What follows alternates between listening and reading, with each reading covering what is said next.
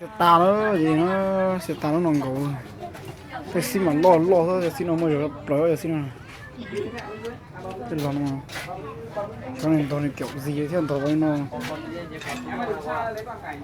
tôi cứ nó thì nó được thay không nhau tới chuyện nó này chúng tôi ăn được qua nãy rồi cũng muốn tao chứ mình rất tàng này nhưng mà nhưng có chấp tới đó xe tà chết lòng rồi đúng không tôi đây là khí tài nó giờ còn đi chơi ở những điểm kia nữa cơ mà. Ê, đứng vào đây cháu, đứng vào chụp kiểu luôn. trò gì Kiểu luôn cái tăng này nhá. Lấy hết hình cái tăng luôn.